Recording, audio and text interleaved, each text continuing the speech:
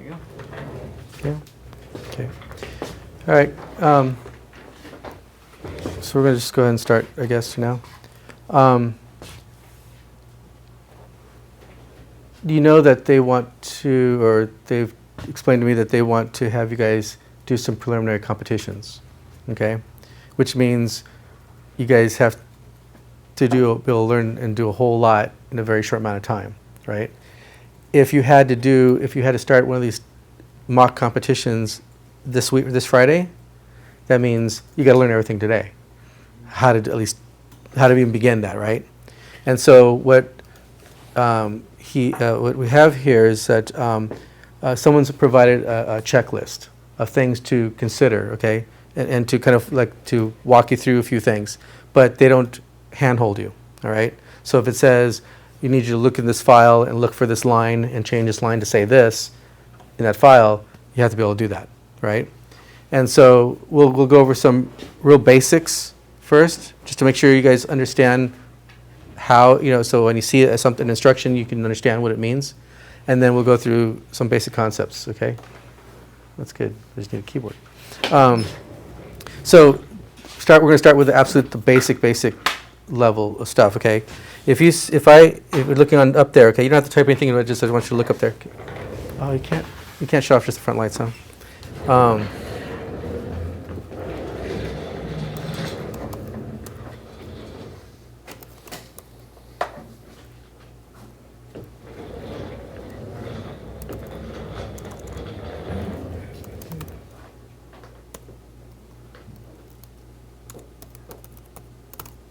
Okay, if you saw this up there, that line right there, would you know how to find that file? Because I just need to understand if you guys even understand what that's saying. Okay, all right. So if we understand, I'm sorry, I can't really go here. Okay, so typing this in, break it down. What is it actually telling us? What's that line actually telling us? What can we tell by that line? Do you have an idea? No? Okay, you have an idea? Which directory that the previous. Awesome, okay. So this is a way of identifying the location of a file on your system, on your computer, okay? Or on a computer. Each thing separated by a slash is a folder or a directory. They're referred to as directories, but like the Mac world, it's folder. If you're coming from a Windows world, it's still folder, sometimes directory.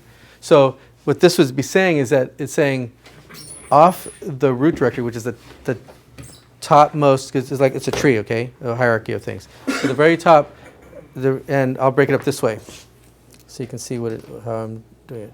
If the slashes are separators, right? We're going to just do like this.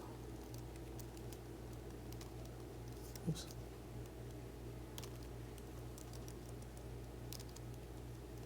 Okay. So in this sense, that first slash actually means your root directory, or the very, very top of the tree, which is if you had a brand new hard drive and had nothing in it, that would still be the slash, okay, the root directory, okay, the top one. Then it's saying underneath that, from the root directory, we have a folder called volume, in this case, right? And then in that folder, we have another folder called test. Okay, and then in that folder we have another folder called other, and that cursor's missed. And this last one, because we see a txt on it, we know that it implies that it's a file, a text file. Okay, that's in the folder called other. Does that make sense? Okay, so if I just had something that's ended like this, though, we would have really no indicator whether that word other is really a file or another folder. Okay, if someone says that's our path, then it implies that is actually all folder names.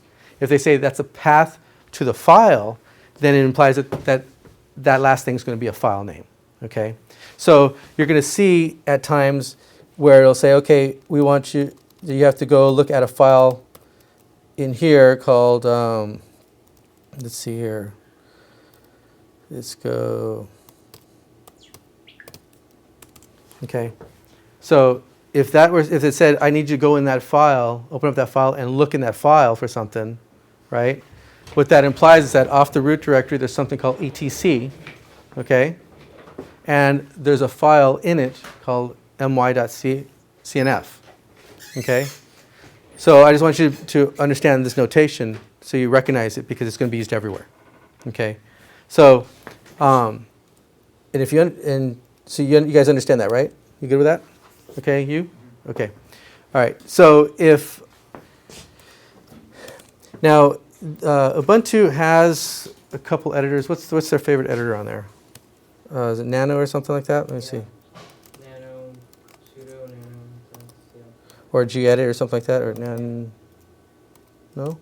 Yeah, Nano. Okay, and so there's this one which gives you a little menu on the bottom to get around, and also I think there's gedit, right? Something like that. Yeah. So there's a couple different things you can use to edit files. So what we're going to do here is we'll try just a generic file just to see what we have here. Let me see what you guys have installed already.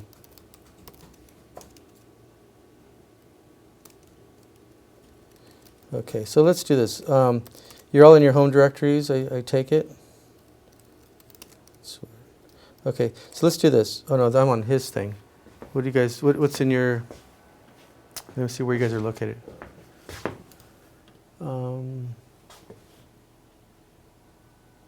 wait, is it already installed? It's not totally installed. I don't think. It's not? Shouldn't be. This one's trying to It's reinstall. installed, but Hit cancel, you say cancel. Yeah, cancel on that. Install and then, Yeah, cancel that out. No, it should be just get rid of some of these things, these little messages, then click that X. Yeah, and then you should be able to hit the green thing and have it at least take up the whole screen, so that switch. Yeah, that's fine. It's gonna come up. Oh, are you kidding me? There we go. Okay, you're fine. Okay, so then let's yeah, close that out. Let's go ahead and if you hit this little star thing up here, or not star, this icon in the very top left-hand corner, the purple icon.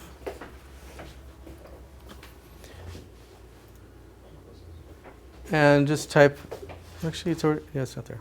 And type, click it once and it's going to bring a little search box. And just type TERM and just hit enter. Okay, so we're going to do it kind of like this right now first, and then so we're going to do real quickly what we did last time, just so you can. But you're going to bring up an editor and you're going to change stuff. Okay, so we'll say make dir test. Okay, test, and let's use gedit. Gedit, I don't hope, does gedit do automatic backups? I hope not. Anyway, we'll see. We'll call it so let me get rid of that so you can see what I just typed there.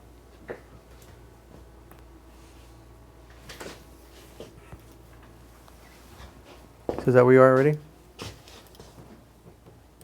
CD test, right? Okay, so the prompt down here, you know, when you change directories, a lot of times it actually will reflect the directory. You can't see there, right? So you can see you're in the test directory. Yeah. Okay, so if you type gedit space hello.txt, okay, enter, and then you can just type stuff in there, okay? Because right now this is just a random text like anything else that you do, right? So, making sure the stream's working.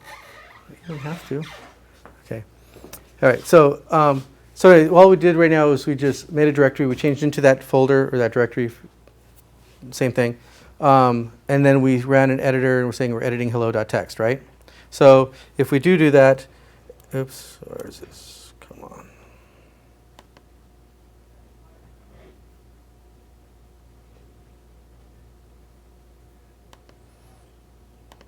Okay.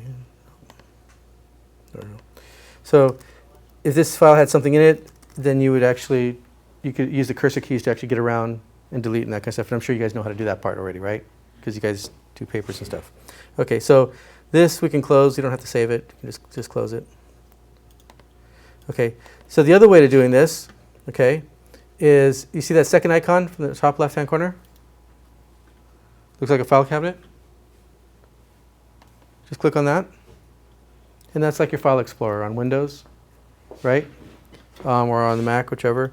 So if you look right here, we're gonna scroll down a little bit. And where is that here? Okay, see where it says computer? Let's go ahead and click, oh shoot, computer right there. And you'll see these are all, we can go look at it this way, or we can look at it this way. These are all the contents that's on the root directory right there, right? Now if you notice, there is an actual directory called etc, okay? A lot of configuration files are going to be in there, okay? That's what is mostly in the etc directory. So if we go in there, we'll look in there, we see many other folders. If we scroll around, you'll actually see a bunch of files. Actually, I like this other view better. Okay, so you'll see a bunch of these other things. If you now keep in mind, these are system configuration files. Okay, so if we change something and we screw it up, we can screw up the system. All right, so we always want to be careful about whatever we're kind of doing. But before we get into that, I want to. Well, did you guys understand all this, right, so far? About the idea that how you can use this file explorer type thing to get around.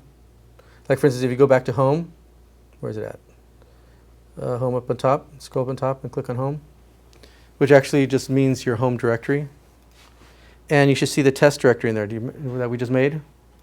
You just double click on that test, right? And if you actually saved a file, we would have found hello.txt in there. Okay. All right, so this is just two different ways to actually get around. You can do it through the command line, and you can do it through a GUI like this, right? So what we're going to talk about is a couple concepts before we get into this, because I just want to make sure you got this basics down. So we're going to have to flip to the whiteboard in just a second if we want to swing back this way. You have something to write with here? Yep. Oh, okay, thanks. Okay. There's two primary things about two primary areas of security, okay? There's going to be local security on the machine itself, okay? And security or network security where you're saying you want to prevent or restrict access to a machine, okay? So there's usually the person that's breaking into your machine is trying to get in from the outside, right? Because they're not physically attached to it. Most of the time, if someone has physical ability to grab a machine, you pretty much consider it gone, right? But if they get into your machine from remotely and they're in the machine, well then that's when regular system security or internal security or computer security you want that to be in place to protect you.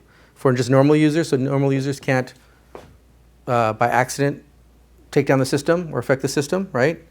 As well as you don't want people getting to other people's stuff that maybe you have private information you don't want to have access to. So we have security that's going to control what happens inside the box, and then we have the security that controls who can get into the box, and in some other cases who can even go out. Okay. So what I want to explain real quickly, we started this last week, but before we can really do anything, you have to understand these other basic things, okay? We talked about having, every machine has its own address, right? Okay, and right now the most popular type of address is called, well, we use a protocol called IP, stands for Internet Protocol, and everybody has an IP address, right? The most common one is referred to as IP4, or it'll look like some number, dot number, dot number, dot number, okay? So whatever that is, every machine that's connected to the internet on almost any modern network is going to have some sort of address there. And you have to know that address to get to the box. We have something called DNS domain name system, name services, which basically translates a name that a person understands, because people remember names, right? They can't remember long numbers. So if you had, say that one was called PC3, right? If you looked it up, it's going to give you a number, and that's going to be the address. So like, for instance, if someone types in, I don't know, do these all have hooked up to DNS, right? Let's do some. Let's see if I can do it this way. Okay. Okay, I call it Ubuntu. Okay. Who's on the network? These are not networks, huh? Yours isn't really on the network. Let's do this. Let's see here. Let's see. Okay, I have a better idea. Let's do this.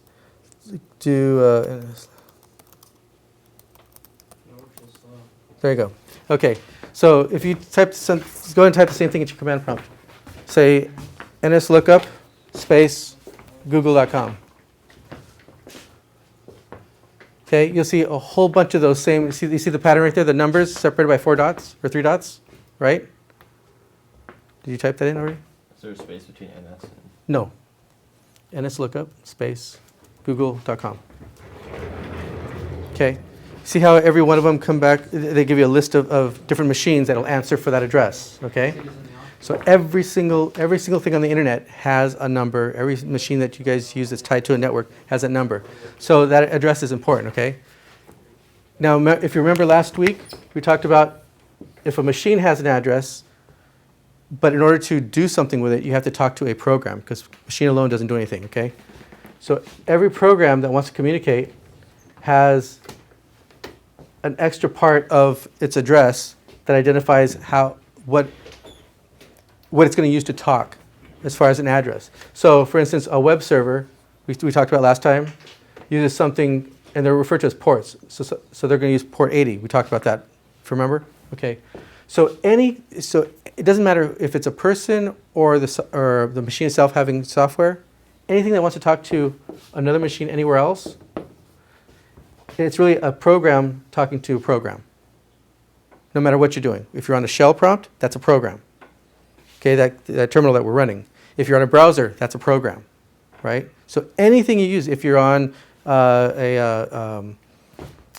you call it, podcast thing, or having some sort of video player, like VLC or something, everything's run as a program, right? So programs are always doing the work on behalf of people or the machine itself. So to understand, every program that runs that needs to communicate is going to have a port that it's using, either for sending or receiving, one or two, and it needs to know the address. It has to have the address of that machine. So if a program here wants to talk to a program there, it has to have 2 things, right? It needs to know the address of this machine, which is going to be looking like that, and it's going to have to know what port, what number it's going to say. So it's going to say, I want to talk to this program on that machine. Okay, so everything has that pattern. You have to understand that, because what's going to happen is that part of the thing that you're actually going to be doing is preventing things that are going to try connecting here, say to your machine, that shouldn't be. Okay, and when you go to these competitions, it's already been compromised. So it's already connected here. So you have to find out who's doing what. Is it something already running here that's sending data out to somewhere else that it shouldn't be? Or is it someone getting into it that shouldn't be? For instance, another thing, like we were using that terminal program, right?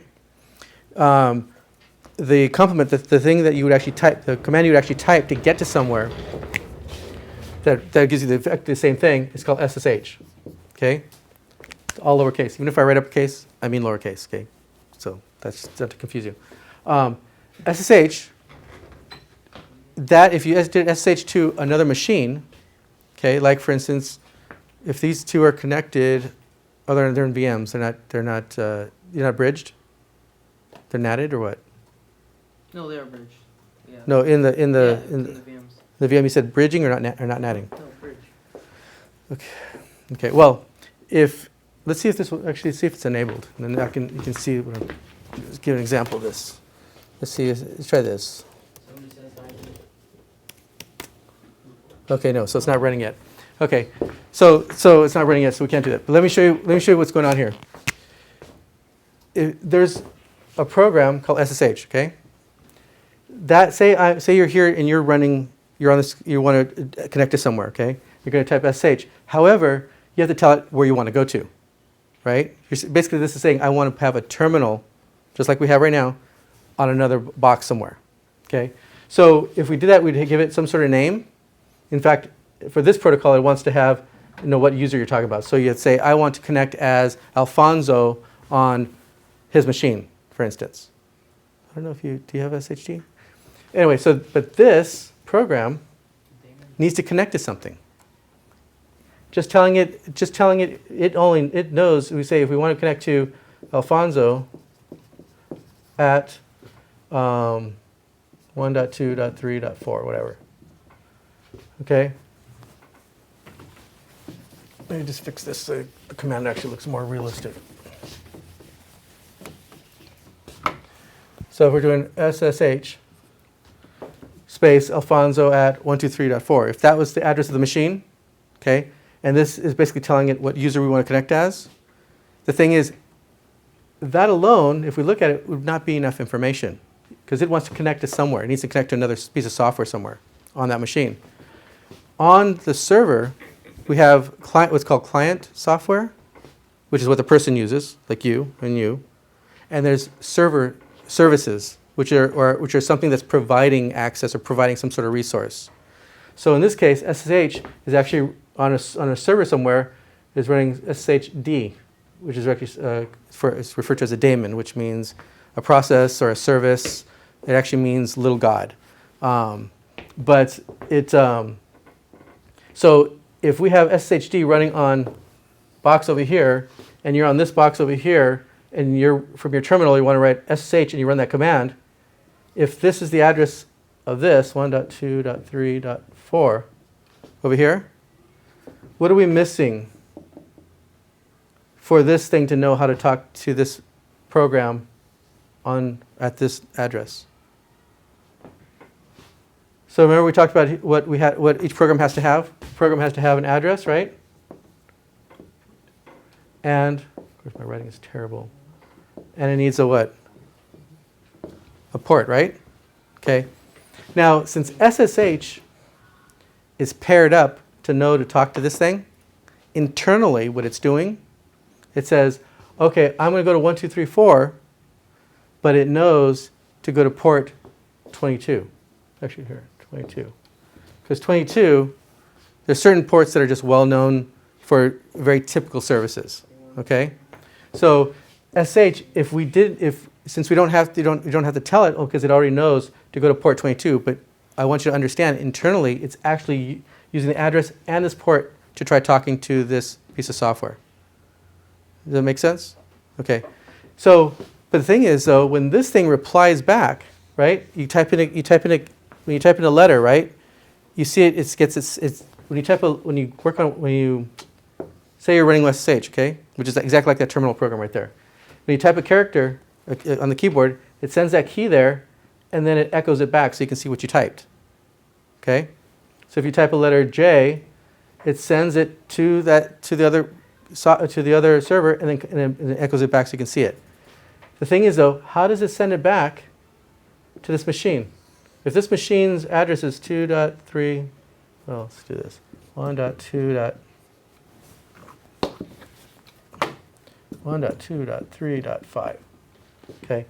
If it's going, okay, if this side has to have an address and a port, do you think this side over here has to have an address and a port to talk to your SSH program that you're running? Right? Okay. In this case, since it does not matter, because no one's going to start talking to this, it just has to start. It starts the conversation itself, right? That way, and then just replies to wherever it came from. It'll actually get what's called a dynamic address. It just asks the system, says, system, give me whatever port's available that's not already in use, and you can use that to talk for right now. But when that program closes down, it says I give it back to the system. So usually those numbers are above 1024. You really don't need to remember that, but That's just what happens. So it'll give some number, the system will give it some number above that just for that purpose of communicating. So this thing knows how to talk back to over here. So the whole point of this is just simply to say everything that communicates is running software, a program somewhere, whether it's a service like SSHD or a client software like this, or a browser's client also software. And that they all have to have an address and a port to talk. Okay? And the reason we're going to do this is we're going to show you something right now.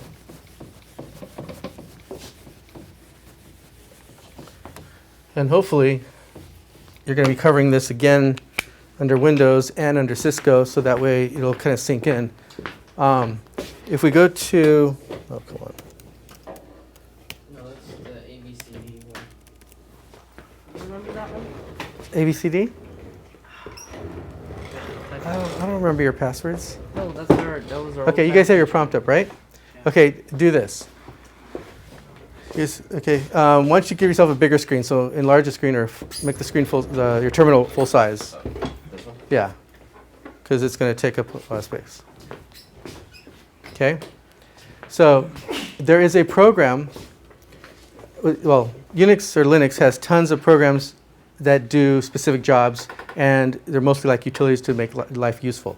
If you type netstat, N-E-T-S-T-A-T, space minus N, and hit enter, you'll see probably a huge list of stuff, right? Okay, so we're going to focus on one part of it. We're going to change that command and focus on one part of it, okay? So let's do it again. We'll do a netstat space minus N minus T. That'll work too. Enter. Okay, we'll see what if you guys got anything else. Anything? Oh, very good. So there's actually nothing connected to your box right now. That actually makes sense. Okay, so let's try this. Try netstat space minus NTD. Enter. What do you have? Anything? No. How interesting. Okay. So let's see how we can do this. Let's see how we can. Okay. We'll show what services are running on your box. Okay, let's do a netstat space minus N space minus A space minus TD. Enter. Okay, good. So, see, what did you get on that for yours? Okay, you got one thing, right? You got how many things? One thing. Good, okay. All right, so you have, okay, good. Okay, what that is, you have the same equivalent of what's up on top of the first line up here, right? Okay, so you have, actually, shorten that up so that it doesn't wrap the screen. I forgot. Control, there. Okay, that's good. Kill the lights if you can so I can print out something.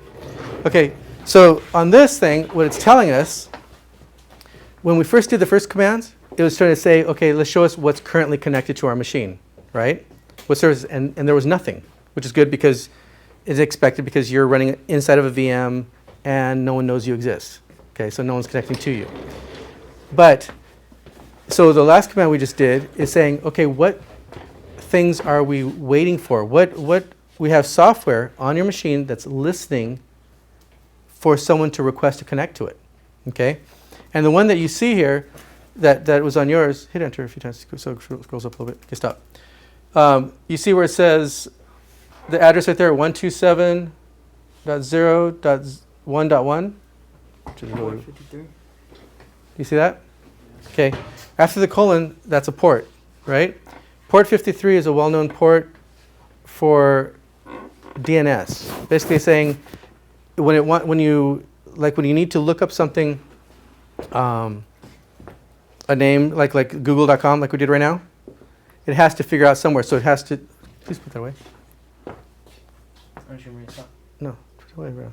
I don't want that up. Okay. It's when it does it, it has to connect somewhere to to get that information. So what this is saying it's listening, that your machine is actually listening for someone, a client, to connect to your computer on port 53 to give it an answer. You see? So if we had more things, like for instance, let's do, This machine, sit on my host. what's that? Sit on my host. Okay, so let's enable, they have to become root. So are they a part of the wheel group? Oh, what? Is that part of the admin group or wheel group? Yeah. Okay, let me just check. Let me see what You they wanna gave do you. it on my Let's see what house? they give you. Is it the same as theirs? No, just do it on mine. That way we can at least see what it is.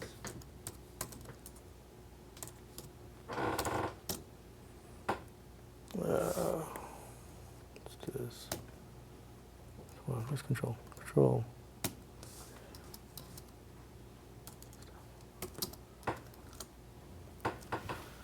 Okay, so you're part of the admin group. Good. Okay, so let's go and do this. Let's type sudo.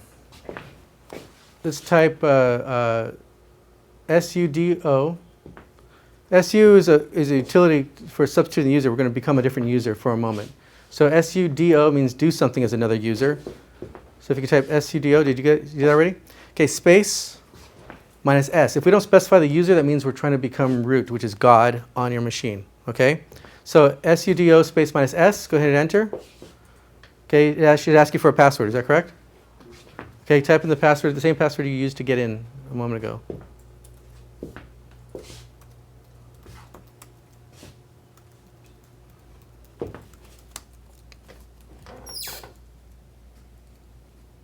All right, go ahead and type.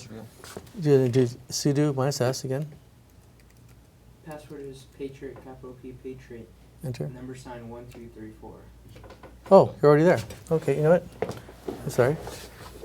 It worked up there, and it didn't even ask you for a password, so we're actually in there twice. Let's see.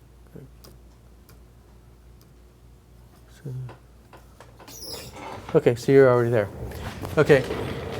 And the way we can verify that you're there, a lot of times you see that. You see the pound sign? Sure. It's right Yeah, there. he's good.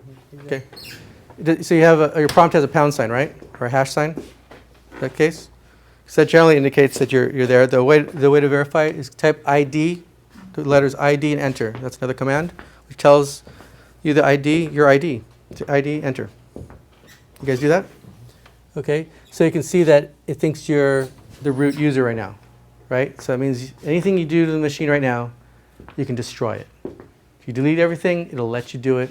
And so the reason we did this is that we're going to install something real quick, because you have to be privileged, otherwise you don't let you install it. So under Ubuntu, to install something, it is called apt-get, apt-get. So apt-get, like that, space, okay? And then what we're going to load, and hopefully this is the name, shd. Oh, it doesn't have it. Hold on. What is it? Let's do this. Apt file. Hold on. Let me get. There's this other utility that they have. Hold on. Give it 2 seconds. What's going on here? I think it's actually called daemon. No. Oh, open SSH. No. No. Sudo apt-get install open SSH. That's the package name. Okay. Huh? All right. So it has to probably get the cache. So here, let me try this. Apt get sh. That's No, 316. It's apt-get Yeah. Open. install. Oh, that's right. Install. Yeah. Sorry. Open SSH, and then what do you want, client or server? We already have client. Okay, so dash server.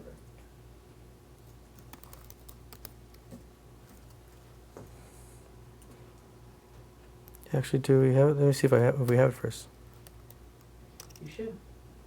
Yeah, we do have that. So, and actually, it looks like we have it already. But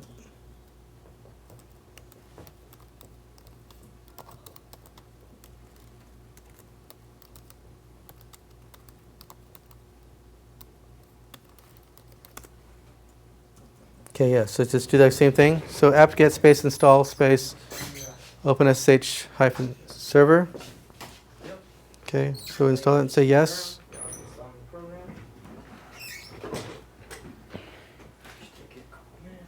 Okay, so the main reason I did that is so now that if we do, if it already installed for you and actually started it, No, you have to start it. do we have to? Yeah. This doesn't do it automatically? Let's see here.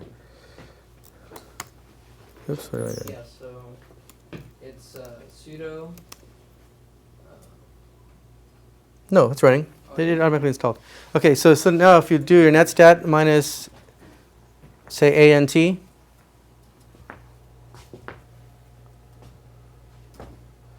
okay, do you see one that has port 22, that's listing on port 22? Colon 22, do you see anything in there? Yes or no? Like this one, it should say 000.colon22. Yep, you got that one too. Okay.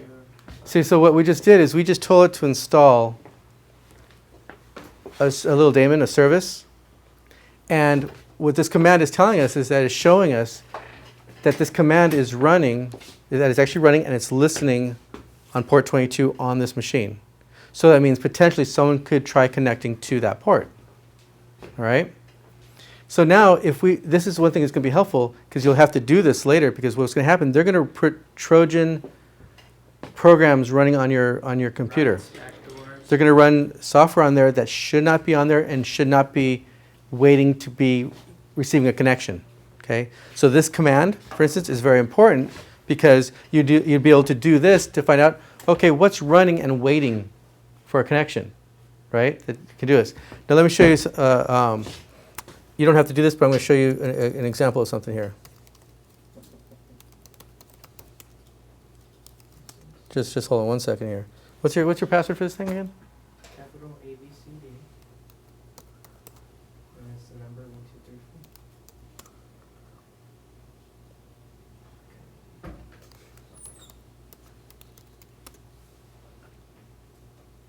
4. Oh, because it thinks I'm doing it as root. Never mind. Hold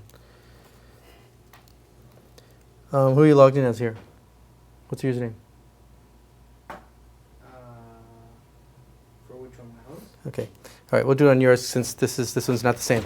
Okay, I'll let you just tell you what to type in. Type SSHD. I'm sorry, SSH. Go ahead and both of you just try it. Do this. Space. And then, what was the username on yours? Cyber Patriot? Is that the full name? Yeah, it's the Okay. username on everyone. Okay, Cyber Patriot, which should be on your prompt.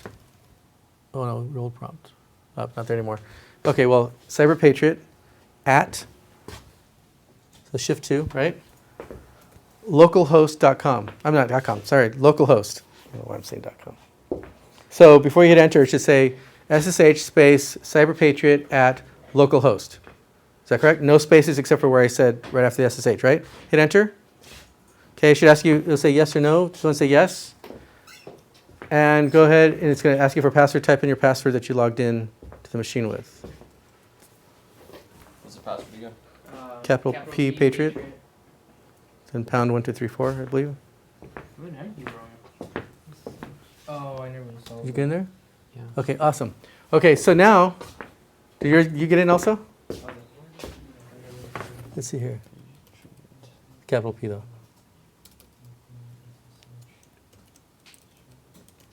And pound sign 1234. Pounds.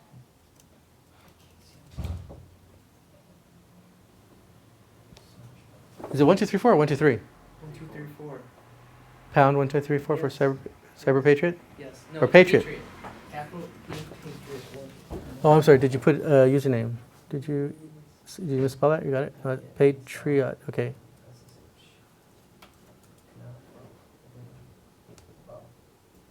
No, it fell out. Okay, let's see if we can try it.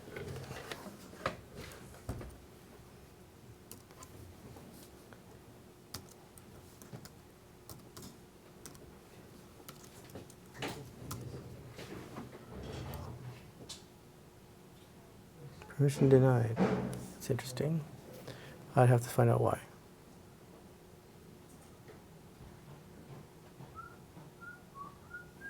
Okay, well, you know what? Let's see here. I wanted to do something very simple, but obviously it's not going to be very simple. All right, so let me do something else. We'll have to find out why it's not allowing it. 'Cause this is what happens when you do something without planning it ahead of time. Okay, let's see here. Okay, watch this. So I'm going to show you guys something here. Actually, this might work if you have it on your system, but you won't. So I'm going to show you something real quickly here.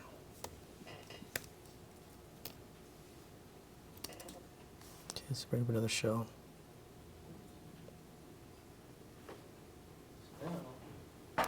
Oh, Watch this. really? Let's see, let's see.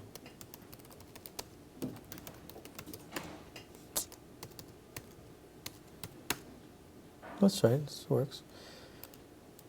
Well, okay, this one will probably work better. Let's go ahead and try. Let me just see if I can just come up with a better thing for you guys.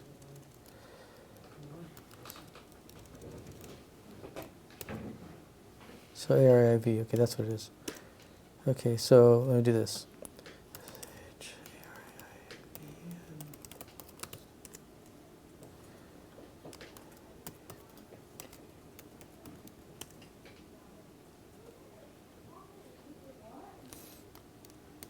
Okay, so there's something not allowing it.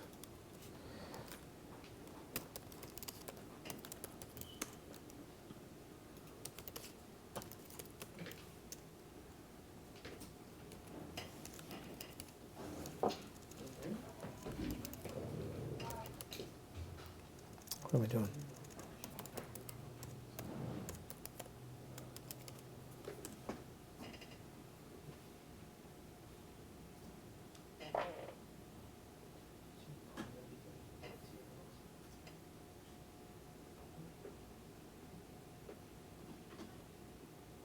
Okay, so this is probably our problem. So do this H.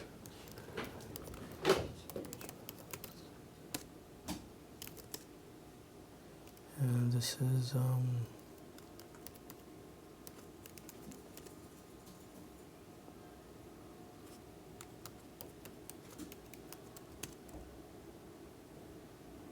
okay, I don't know if this is the right password for this one.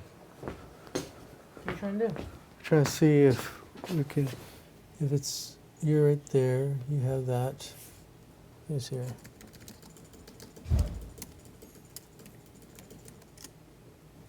Okay, so Cyber Patriot. That's the way it's spelled, right? Yeah. Cyber Patriot at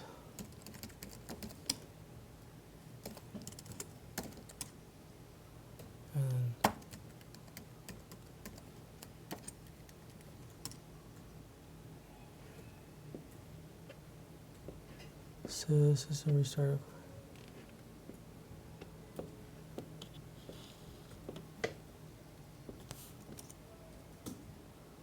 Okay. Okay, so it's been done a couple times.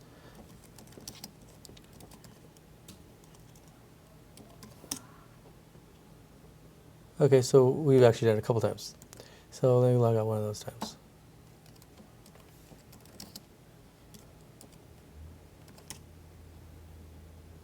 All right, perfect. Okay, so you know what? It worked for him. Hold on, let me see. Maybe it worked for you and you just don't realize it. Let's go back to here.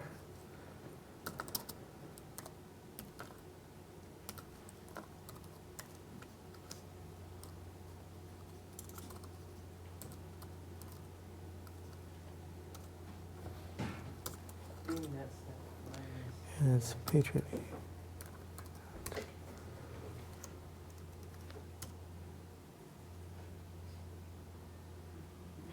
How come it works for him and not the caps lock? T-R-I-O-T.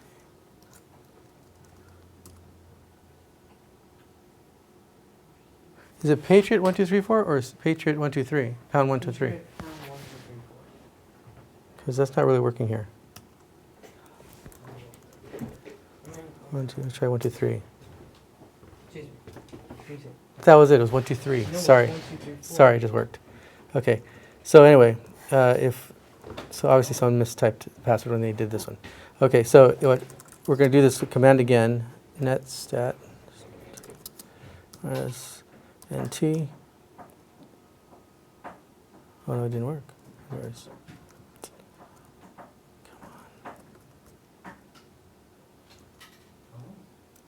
PATR 1 2 3. Say no bad password. That didn't work. PATRIOT pound 1 2 3 4. Okay. Not sure what's really going on, but anyway. If you come and look at his machine over quick over here, because it actually is working here. I want him to come see your machine. Maybe you guys can share the machine, in fact, for right now. If we look, let's get over a little bit. If we look right here and see when we did the netstat command, okay, you'll see right here where we have port 22 right here. It says established. It's actually showing that what he just did, when you did SSH to localhost, you've actually connected back to your own machine, okay? And so this command alone would just show us, where's that? Come on, where's control? Control's right there. So that command shows us what things are currently connected to us at the moment, okay? And what we can do is we can actually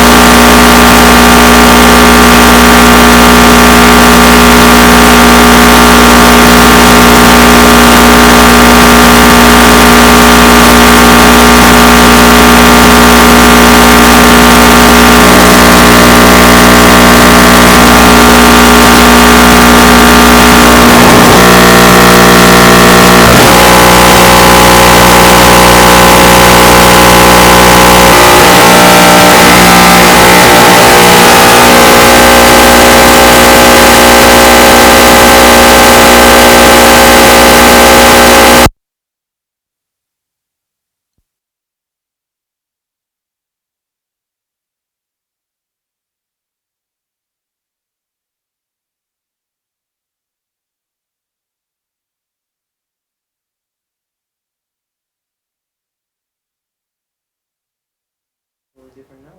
It's so weird. Okay, now? Can you hear me? You can hear me now or no? Yeah. All right, where is...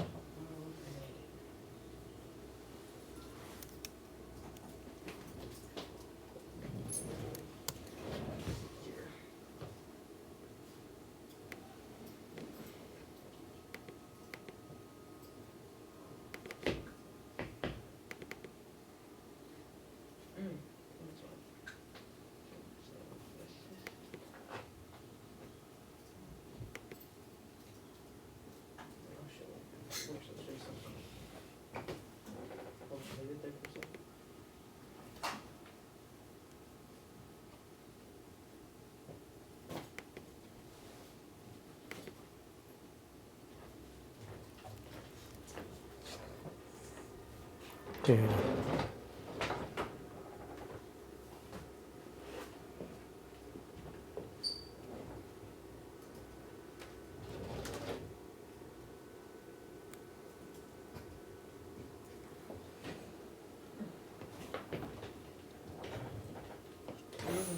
Okay, so unfortunately, we went through some real basic stuff, and hopefully they can all help you also if you're not up to speed.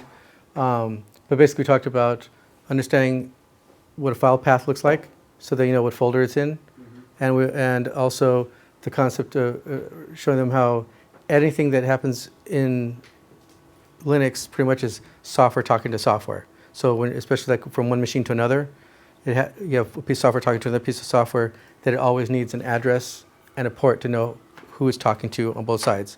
Because the address alone just means a machine, but the program actually has to use what's called a port, which extends the address basically to say, I want to talk to that particular thing. Okay. And we just did an example of that right now with SSH. So what we're going to do, and I'm hoping that everyone understands the basics. Again, the point of trying to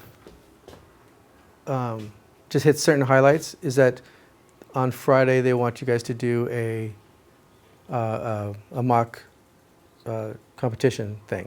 And so I want you guys to at least know enough to follow the kind of like a checklist, and what it tells you to do, then you see if you guys are able to do that. So we're going to talk about some other real basic things here, so you understand the concepts. We talked about those fundamentals. Now we're going to talk about inside the machine itself. The security there, we have it broken up by users, right? You can have users protected from other users. So what permissions one user has, you can't go and affect another user, okay? A lot of times in these competitions, they will add users that shouldn't be there, or they will have users that have privileges that shouldn't be there. And so we're gonna add a user in, and we're gonna also remove users and such. So you know how to do this also, okay? So if we go to, let's see if I can find, where's our Ubuntu here? There's going to be that little gearbox in the upper right-hand corner. There's probably, let's see, does it have it? No. I'm not logged in. Hold on, let me get logged back in again.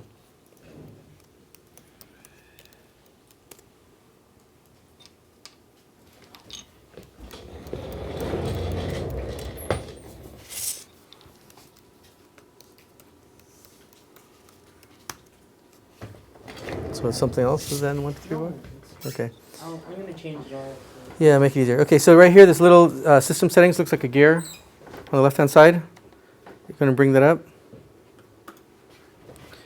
Bottom right-hand corner, you'll see the little figures that look like users, right? You can click on that. Look like people. Okay, and this one, obviously, we have a different user. But so if we wanted to add a user in, you wouldn't be able to. If you see that little plus, it's dimmed out, right? You can click it all day, it doesn't let you do anything, right? The reason is that you're a regular user right now, and you don't have the privileges. So what we do is we have to ask for to have the privilege to do it, which basically allows us to be root for a moment. So go ahead and click unlock.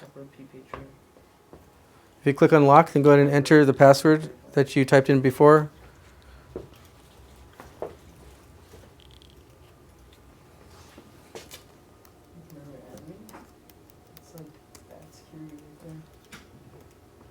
Okay, what's your password here? This is a different one, so type it in. Because, is it all uppercase? A, B, C, D? No, just the first letter. Oh, I didn't know that. I thought all of it was. Okay. All right. Okay, so now you see the lock actually looks like it's now been locked, which is kind of inverse. Anyways, now if we hit the plus down here in the bottom corner, we can add a user. So we can call it test user.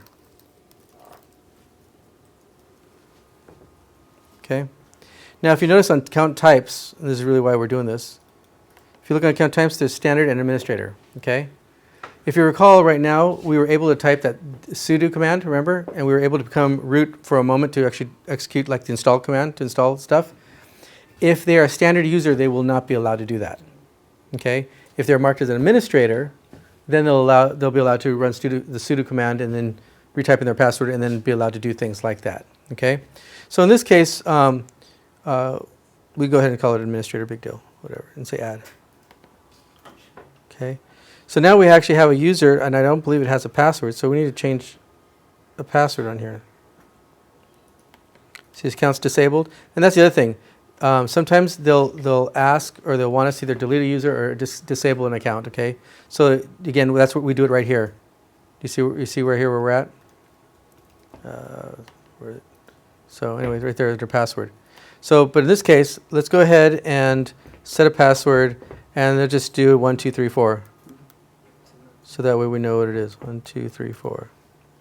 And actually, we can say show password if you're on a flaky keyboard and don't know if you're really typing in what you think you're typing. Okay. So if we do 1, 2, 3, 4, it doesn't like it because it's too short. I guess we have to make it longer. You have to standard. Just do capital P Patriot. It wants numbers and letters. And There we go. Let's try this. Let's see here. Let's try making it A, B, C, 1, 2, 3. Is that good enough? No. 4. 5.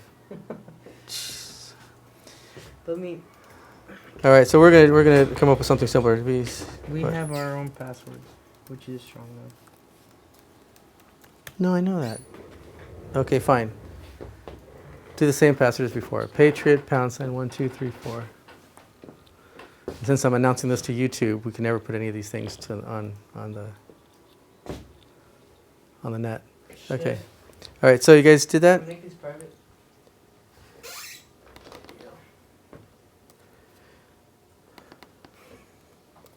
All right. So go ahead and say change.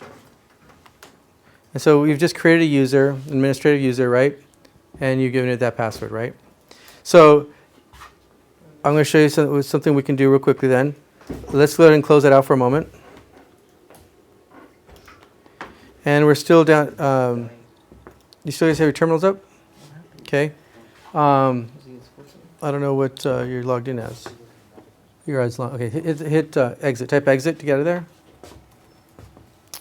Okay, right there. And you can type. Go ahead and type. Let's see where you're at. Where are you at? Where's? Okay, go ahead and type exit there. Okay, good. All right, so right there where you're at, you guys can type now SU space test user. Hit enter. Okay, and now it's going to ask you for the password for test user's password.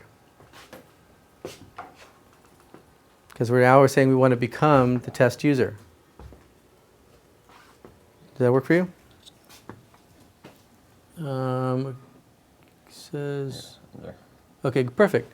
And again, if you did prompt didn't tell you, you can actually type the ID command again to see if you are really that user. So ID enter. Right?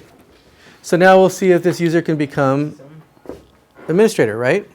So the easiest way to do that is type sudo space -s. The -s means we just want to run a shell. It'd be the same thing as saying the program you're in right now, that you guys are in terminal program, is actually running what's called a shell or and you can tell that by doing, well,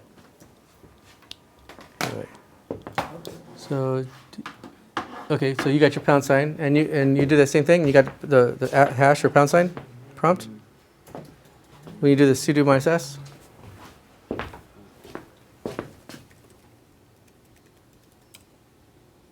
Perfect. Okay, so now, you just showed that the new user you just created was able to actually become root for that moment in time. Okay, so go ahead and hit exit. So you can see how you can actually become different users to do different things. If you're root, if you have access to be an administrator or root, you pretty much can get away with anything. So that's the one thing you want to prevent anyone from doing, right? Especially if they don't belong in your machine or if you know they're going to be doing something bad. You can keep typing exit and get you out of each level. Close out the program eventually. Yeah, but then you just restart it again. So because of that, what we're going to do is we're going to start talking a little bit about. We're going to use their little presentation thing, so it can just cover a lot of the basics as far as you get familiar with what's available as far as what we need, what they're going to ask you to do. So we just covered the user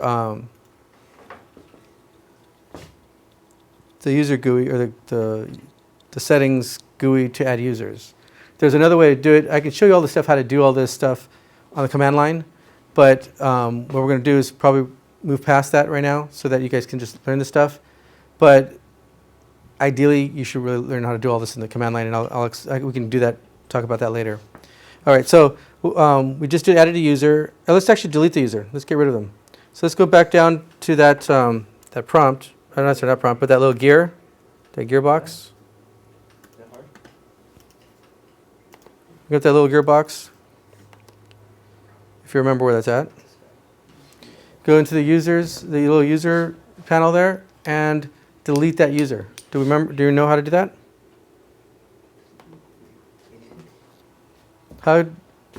Who's able to do it and who can't? What? Delete that extra user, the test user.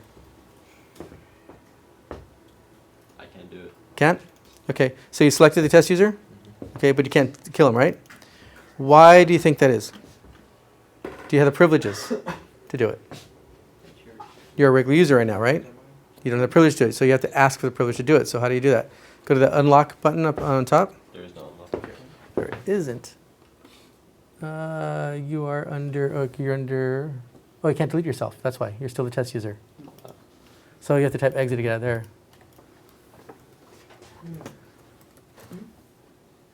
And, oh, because you're still running it elsewhere already. We get that there.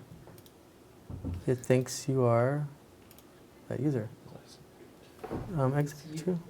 I don't know what user you think, or type ID and see who it thinks you are. Oh, there, I can do it.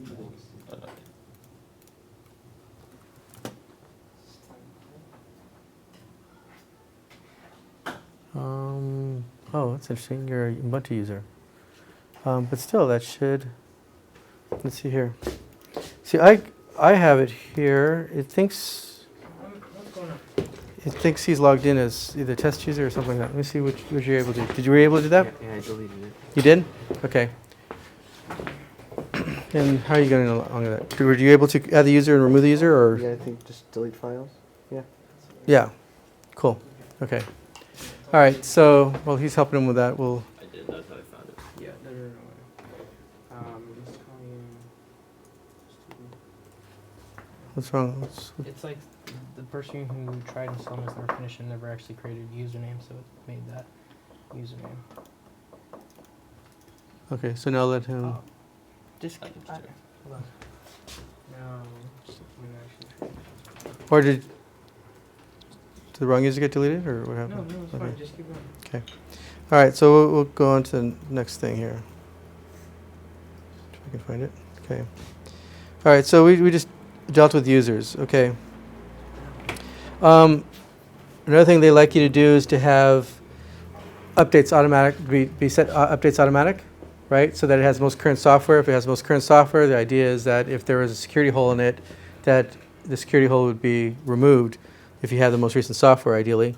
So you can go ahead and bring up, I believe it's in the control panel also, or is it at? Okay, so they want you to search for the update manager. So for instance, if we go to Ubuntu, the top icon up there, and look for update manager somewhere. Oh, did it backwards. I think it's software updater, right? Is that it? Let me see. here.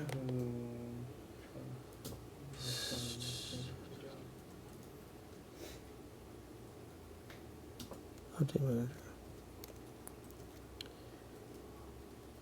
So it's probably that one. Let's see if that's it.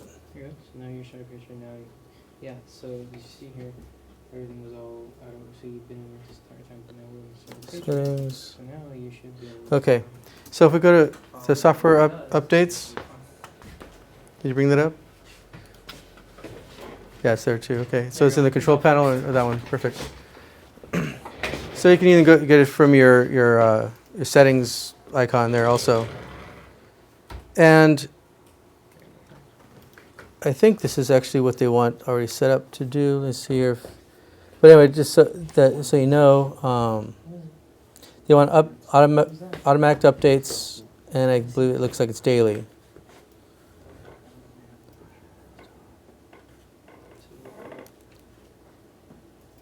So right now you have it set to daily, and it says download and install automatically. So you'll find some of these versions that when you're working on your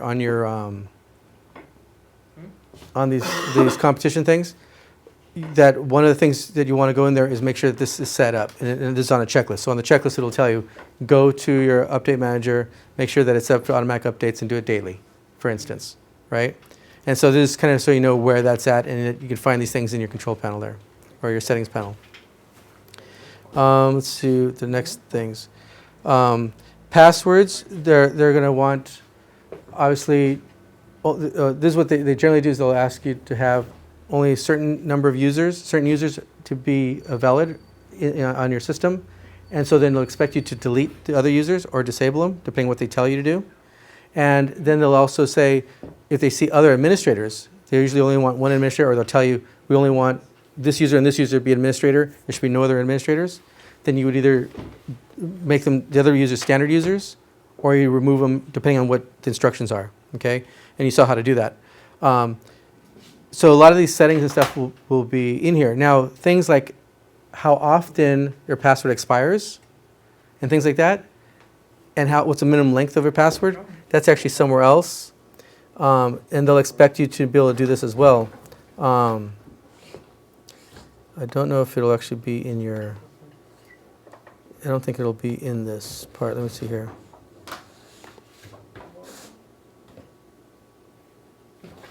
Okay, so it wouldn't be in here. So one place that would have to be, are you distracting? Okay.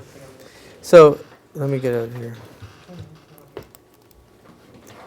So now if you were going to, I'll show you where those files are. Let's bring up File Manager. And, well, let's do it this way.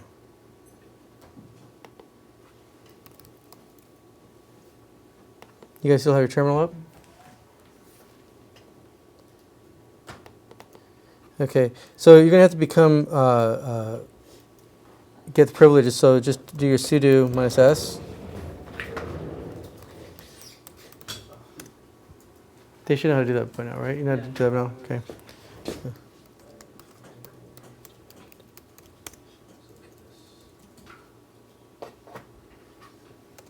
Did you change his password, Alfonso? No, I am not. Okay. I have done it with the uppercase. No. But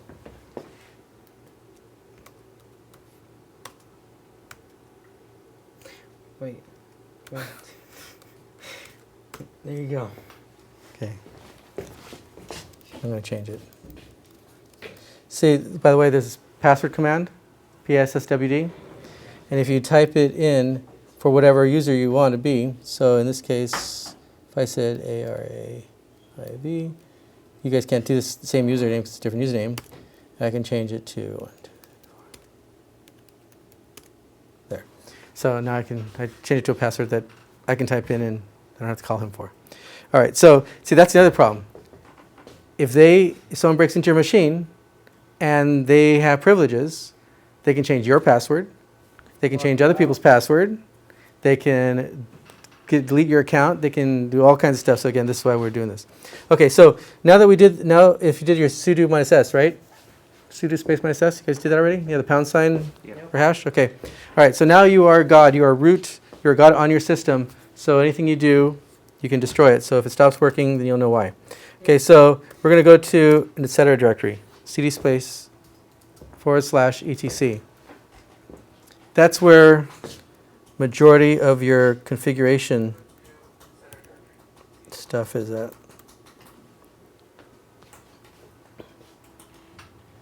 All right, so now let's look in here. What do I want to look for? Where's it at?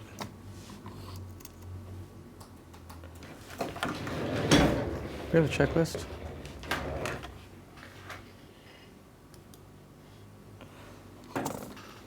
One second.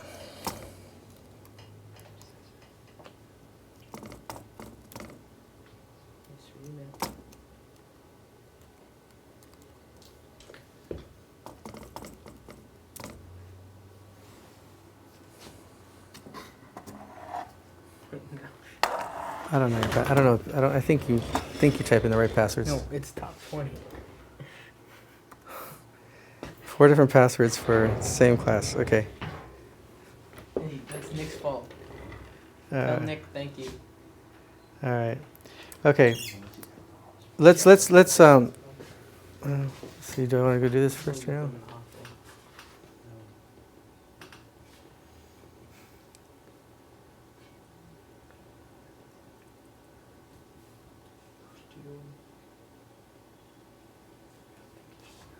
Okay. So let's look at. I guess we'll look at one example of this.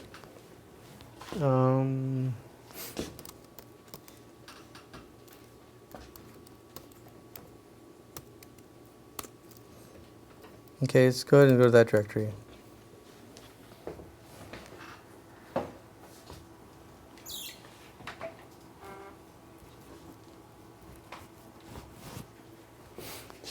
Okay, and let's do a gedit, I guess, of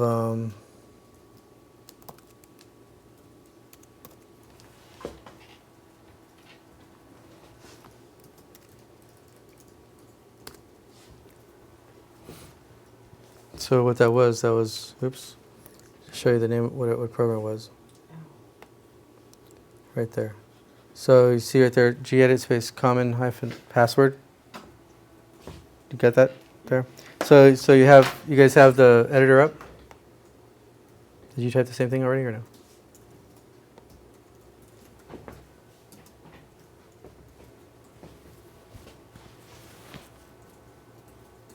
Just right here, this here, just gedit common hyphen password. It's not working. Are you in this directory? Yeah. Are you already in root? Hyphen. Aren't you using Nano? They could. That's the text-based one. Just trying to make it whatever's easiest for them. Nano's a lot easier. Let's see what do we have in there. Common password. So gedit.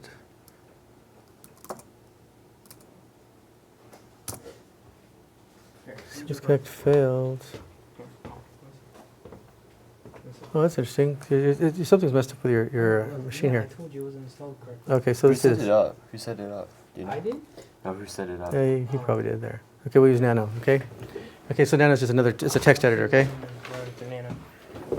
All right. So whatever editor you have, whether it's Nano, whether it's gedit, whatever it is, We have each one of these. that in here there's a service, there's a facility called PAM, which is a pluggable security manager, if you will, or login. Actually, it's can't remember what it's called, authentication manager or something like that. Basically, what it is, it lets you configure how things get authenticated to the system. Okay. In this particular case, one of the things that they ask you to do is they want you to identify. Let's see if it's even on here. Requisite. You add it. You have to add it in. I know, I'm looking.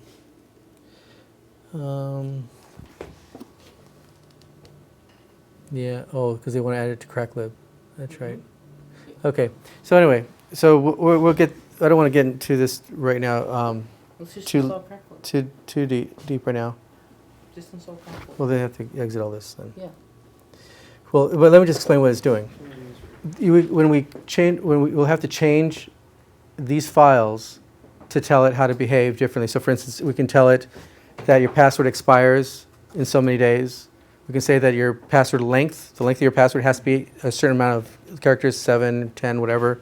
We can set up minimums. We can set up how many times it can fail.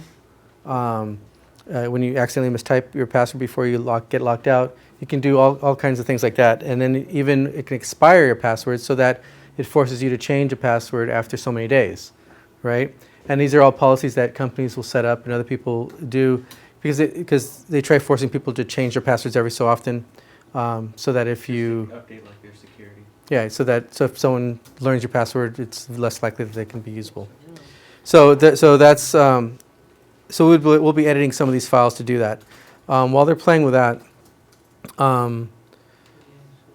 what I want to explain another thing. We talked about earlier when we talked about how software has to talk when it tries talking to another machine. It has to go and get the address and the socket, right, to talk to it. To make it easier to control who has access inbound, right, to your machine, and even outbound, is they have a facility called a firewall. Okay, a firewall basically is a utility or a service on the systems that can say, okay, we can block out everything from coming in, where it doesn't even get a chance to talk to anything, even if it's listening for it. Like we had that one program listening, remember? Even if it's listening, it says, I'm not even going to let it get there. Listing or listening? Listening, I'm sorry. Okay, and so a firewall, we can say we can allow only certain type of things to come in. Like for instance, if we were a web server, we can say only allow web requests come in, but nothing else. Or we can say if we are a database server, we can say only allow database requests and no web stuff and nothing, no matter what people install on it. So if someone that had the wrong privileges came in, installed their own software on there, if the firewall is active, then they still can't have access, right? And that's really your first line of defense. And most of the time, in these competitions especially, one of the first things you're going to do is that you're going to install the firewall if it's not already installed. And if it is installed, then you're going to pretty much assume you're going to block everything out initially. And the reason for this is that they're taking the approach, when you walk into this test environment, what the approach or what the environment is supposed to be is that you're assuming that you're on a machine that's already been compromised. All right? If it's already been compromised, that means there's something already malicious been installed on there. There's already something like bad users been added in there. And these other things that we want to take care of. So one of the first things they have you do is like when someone goes to the hospital and they're bleeding, right? What's the first thing they want to do? They want to stop the bleeding, right? They want to just take care of the quickest thing to get the most, minimize the damage, right? And so a lot of times what you'll do just because you don't know what kind of traffic, who's connected, who's doing what to your machine, the first thing is they want to make sure your firewall's installed. And then you're going to say, deny all access to my machine. So if anything's there, just don't even allow it anymore. If they tell you in the competition that, oh, this is a web server, well, that means you have to allow, you can deny everything else, but you have to allow the web server to run, right? And so there'd be, these kind of things, when you come into it, the very first thing we're going to look at, or they want you to look at, is a README file that's going to be on the desktop generally, and then it'll tell you what they want you to look at, what users are valid. They may say there's only supposed to be one administrator user, and this is their name, which means they want you to go and find any administrator user that doesn't belong and get rid of them, right? And so there's these kind of things. So the firewall, we'll go and install it on this thing right now. So if you have still that hash prompt, oh, it's still installing over here. I'm restarting the machine. Okay. Right. Do you want to get another machine? You can do this on another machine. Use the one right next to Jack.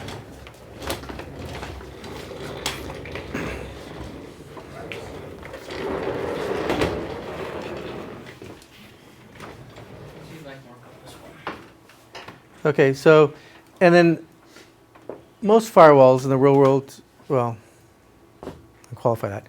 Most firewalls have a command line way of talking to them.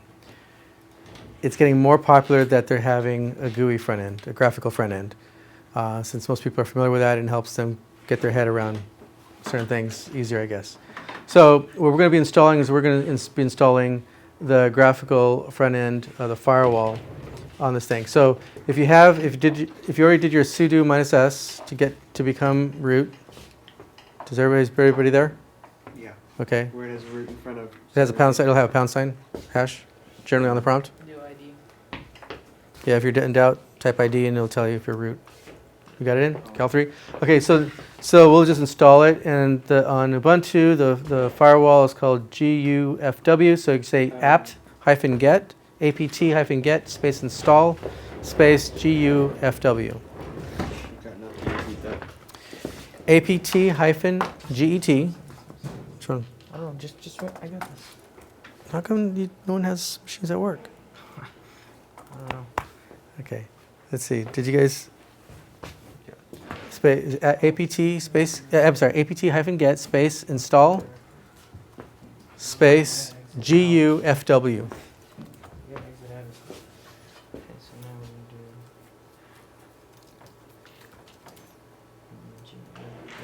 gonna do GFW what? gufw. Be better if he typed it in though. Dot what? Dash what? Nothing. That's it? Yeah, apt-get install it. Okay, so go ahead and do that. So it's going to be doing a bunch of stuff probably. Because basically what it's doing, it's installing the firewall, and then it's going to probably install the graphical front end to it and any other tools and stuff it needs to make that work for you. So once this is installed, Lot better? Nice.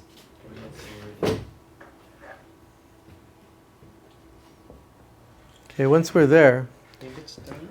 let's see, They came up with the line again. perfect, okay. It's not, it's only a dollar sign. Okay, so you're back to your user. What happened? Something probably hit Control D or something, or escape. You there? Yep. Okay. All right, so there's two things. I'm having you do something a little bit different than other people would have you do, and there's a real reason for it. Right now I had you just do an sudo -s, right? To get in, to become root. The dangerous part about that is that if you ever left it like that and walked away, someone has access as root to your machine, right? So it's not always a good practice to do that. And also, you don't want to always just be rummaging around as root, because an accident can be detrimental, right? Because if you accidentally delete something, you go, oh, I didn't mean to do that, it's gone, right?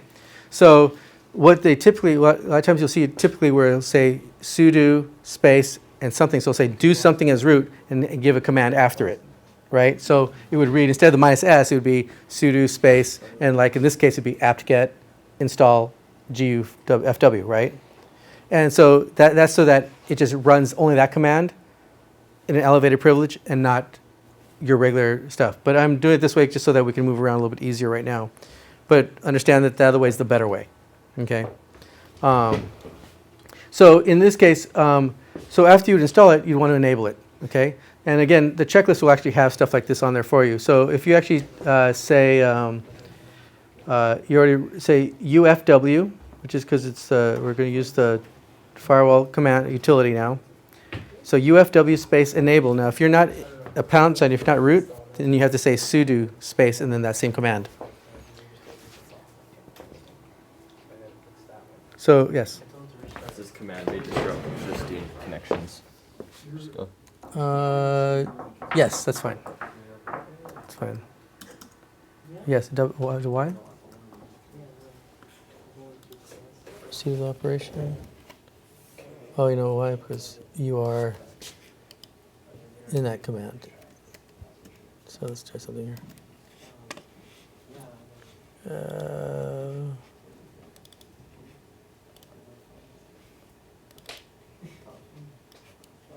Let's do this. Let's try and bring up a new one and see where we are with that. So we gotta be officially registered. And let's say, oops, too many things.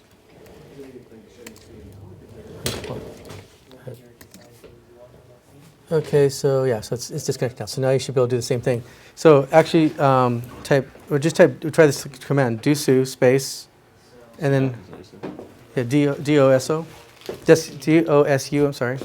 Do what? And you did, okay, you're installed. He's not installed yet. I'm going to wait for him to get installed. Oh, I know. Oh, that's what we're doing. We're enabling it, right? Mm-hmm. Okay, I'm sorry. So dosu space, and then it was UFW. You've already done the UFW command? Okay. So go ahead, dosu space, UFW, and the word enable.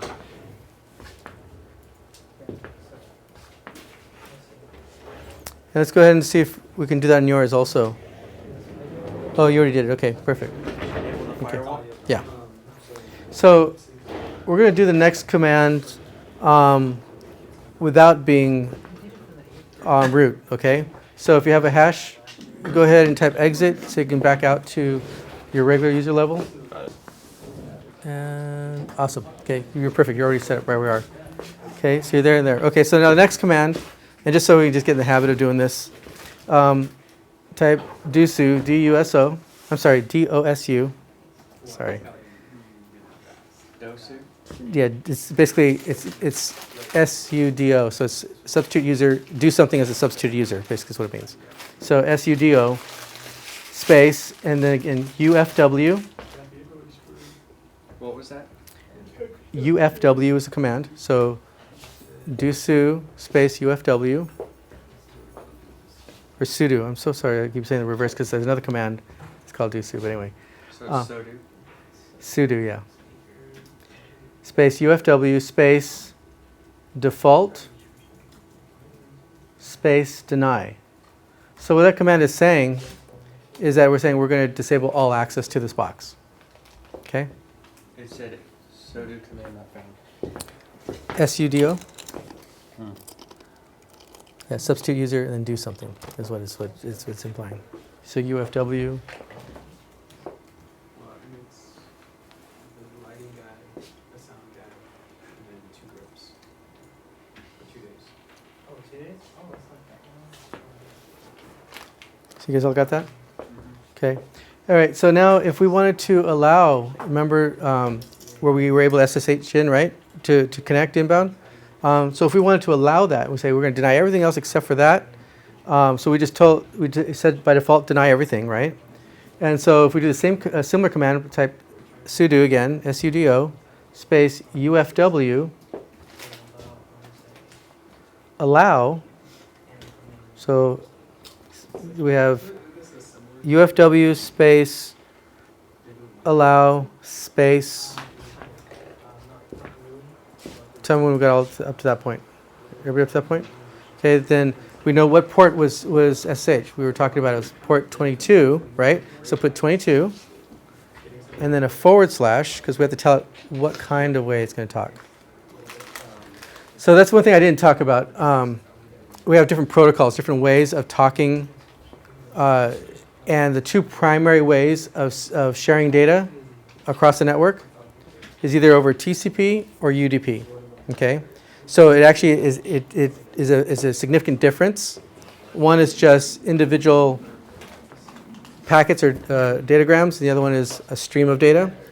So TCP is the one that we're going to be using that SSH uses. So the 22 is going to be / then TCP. So it should read. Yes, exactly. So right after 22 says / TCP, right? Go ahead and hit enter. Okay. And so anyway, this is again using the firewall that's available on Ubuntu and how the kind of things you're going to be doing. So you're going to see commands like this in the checklist, and it'll say do these things. Okay? And just so you understand what is happening, right?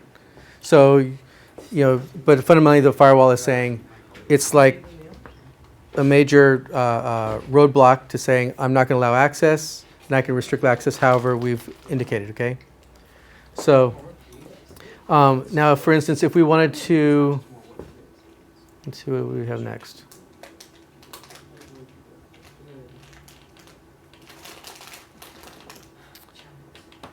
I guess we should do some of that other stuff then.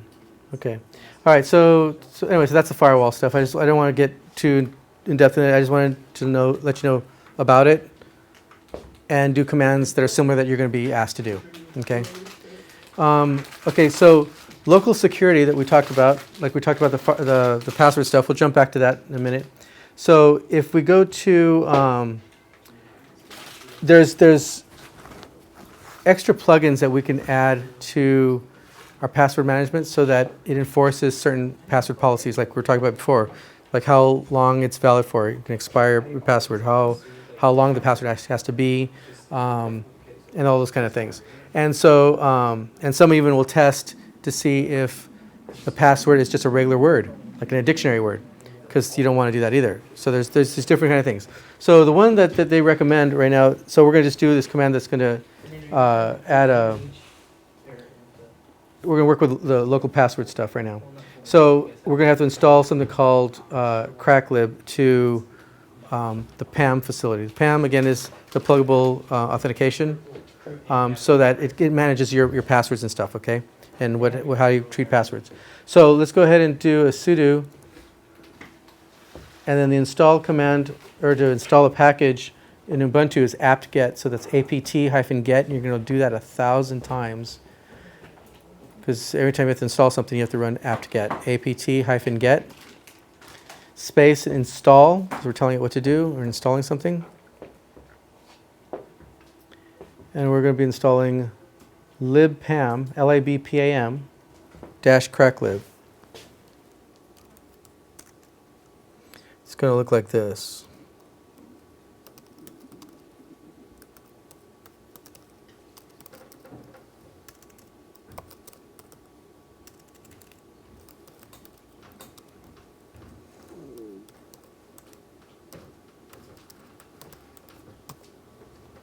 You guys got that? Go ahead and hit enter. It'll ask you for a password, probably. You have to type in your password. Is this where it's asking for the password? No, I didn't ask you because you guys Oh. are already root. No, he's They're not. already root. I'm not.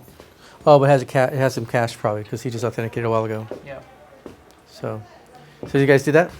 Okay. So now let's go to that where we started to before. Go in your shell in your prompt here. Go into this directory that you see right here that we have up there. Etc. pam.d. You remember how to get to that, right? You know how to change into that directory? Do you remember or no? No? Do you remember? No? Okay, CD is short for change directory. So CD space /etc/pam.d. And enter. Okay? So if you are at a $ prompt or your own user and you're not root, you can then we'll do what's called the sudo again, sudo. I'm not that. And then let's go ahead and bring up let's bring up nano, I guess. Nano, and then we're going to edit common password. Nano is a command line editor. It's a text editor. So just look up there. I don't know if you can see that. I'm sorry if I'm in your way.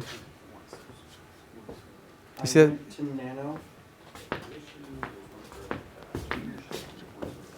Okay, so you're running it. So you can hit Control X to get out of there, I think what it is. Control X. Okay, and say no. You're not going to save it. You're not going to save it, no. Cancel Control C. Control X. And say no. Okay. So sudo nano space, and then we're going to enter that file name up there. Yes. We're going to press nano and then press enter. How do we exit out of this? Okay. That's the commands across the bottom. Control X right there. Oh, it's control. Let me point out something or mention something right now. This is super important. You're only as good as your resources. Okay? So knowing where to find help, knowing where things are, getting used to this kind of stuff, like noticing that the commands are across the bottom, that's giving you help across the bottom. Last week I showed you the man command for manual to see how a command is supposed to be ran. Looking up stuff on the net, for help. The more things you can get access to help give you background or information on something, the better off you're going to be. Because there's going to be stuff that they might give you net access, and if it's publicly available, you have access to all that stuff during the test. See? But if you're able to get it, if you know where to go to get it and what you actually need to find, then you're going to do better, right? So anyway, so in this case, yes, that's exactly right. It should say sudo space nano space and then that file name up there. And he already has that. Great.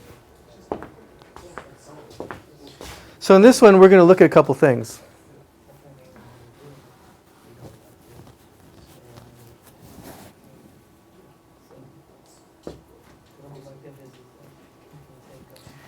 Okay, so in this one, there should be a line that says, once you have the file open, it should say password space requisite.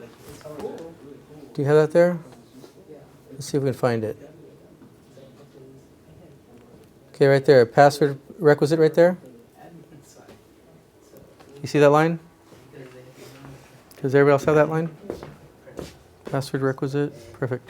Okay, so on it, if you'll notice, right there it will say like min length, that's the minimum length of your password. You see that? To the end of that, they might have you add things like basically how many, like if you wanted to force how many minimum uppercase characters you have to have in there, how many numbers. You've done this like on Google and everything else, right? Where you have to add passwords, and they force you to, they make you put at least one uppercase character or one number or whatever. Okay, we can do that in here. There's actually commands that we can add to the end of that line right there. And we can give one example here, I guess. If at the end of that line, so go to the very end of that line that says, at the end where it says DIF OK. Oops, that's wrong, not good. So maybe, you can probably use your cursor keys probably, because I don't use this. I use a different command completely, but. So if we do that and put a space at the end, right?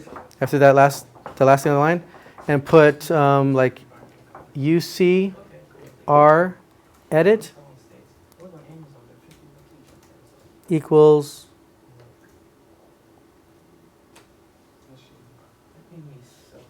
-1. Let me see what this wants.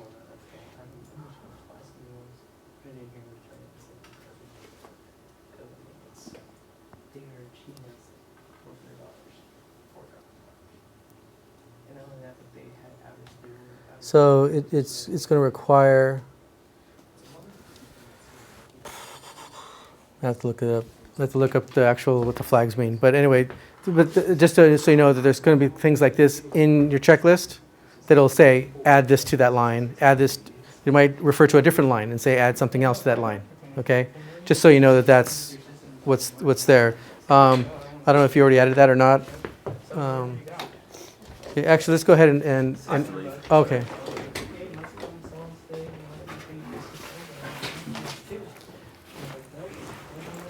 Okay, let's go ahead and just exit this without saving. So the Control X and say no. You gotta take off too? Okay. See, but thank you, I'm gonna Jack. go soon too. All right.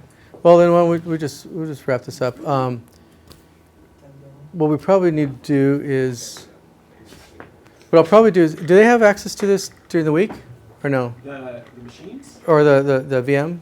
Yeah. So Yeah. they're trying to sit where they sit in class, but they can come in anytime they want and log in. Okay. What I might do is just put something on that glip, and so that for them to try and look at. Yeah. And so they just get familiar with the stuff that's going to happen. And we have to set a date for Alfonso. We're gonna do that test.